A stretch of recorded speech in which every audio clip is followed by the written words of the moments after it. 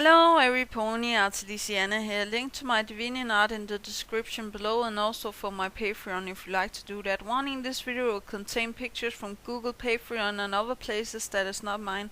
Please go and give respect to the owners of these copyrights and pictures.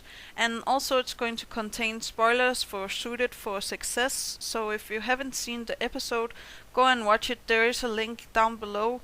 And if you don't like it, click away or else stay. Yeah, here we go. 3, 2, 1.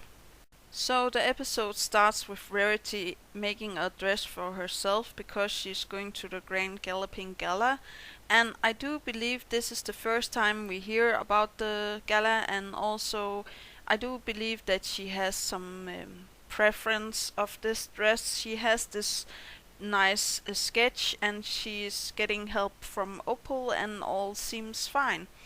But then she gets disturbed in her work, or how to say that, by Twilight, that just wanted her to fix a button on her dress for the gala also. I believe they are all going because we saw in the episode of the Golden Ticket that they all got a ticket for the Grand Galloping Gala. So yeah, but Twilight wants help, but Rarity is like, oh, if you want me to fix your dress, you need a whole new dress, and I will make a dress for each and every one of you. And this is actually big-hearted, and also it gets her inspired. She really wants to do this. It's something I do believe I also have these episodes when I'm designing as a multimedia designer. I also have this when I'm drawing or I'm making art or websites and stuff like that. You suddenly get these crazy ideas, and this with making dresses for all main sex, including herself, is no easy task, as Applejack also says to her. It's like, you're just going to make original design for all of us. Oh my god, that's a lot of work. But yeah, and then we get a very nice song that is the art of the dress. And yeah, I already tried to sing a Danish version of it, and you can go and watch that in my old videos if you like that. I do really like this song, and it makes me in a good mood, the first part of it. But then we get to the part where everybody comes and says it like it is, that they don't like the dresses, that they have envisioned something else, and the most hard of them all is actually Fluttershy, believe it or not. I do see that they want, their own stuff, but we all know that the first dresses are the best dresses, as we see later on in the episode. But Rarity is like, no, I insist that I make this for you, and it just have to be perfect, and there's no such thing. She should have said no right here. As a designer, if I made a job and I'm completely satisfied with it, I would have said, like, take it or leave it. I can't, I can try to hear what you want and stuff like that, but yeah, it should also be a mixture of what both client and what what you can make for the client. They're actually all clients for Rarity in this episode. And then we get to the fashion show. In the start, Rarity is like, she wants really bad to hold this fashion show, and Spike actually got hoity-toity to come and see the fashion show, but it's with the wrong dresses. And even Rarity says before the show and stuff, she says this is the ugliest dresses I ever made. And if she just could tell the others that what she thinks about it, instead of holding back, I do believe there would have been no problems here. But yeah, we also see, I notice in the background, Rarity actually has a logo, a very clean slimline logo with a R of her hair and her eyes in the R. I really do like that logo, but okay, yeah. Then we come to the crying scene because Rarity is crushed. All of her dreams and stuff like that is in the drain, or how to say, or the kitchen sink that she hide behind the curtains. I do really like that. I'm sorry if it's not supposed to be funny, but I actually do like it. Because it's also a statement in fashion that she put everything on besides the kitchen sink. But yeah, I do believe that you get it.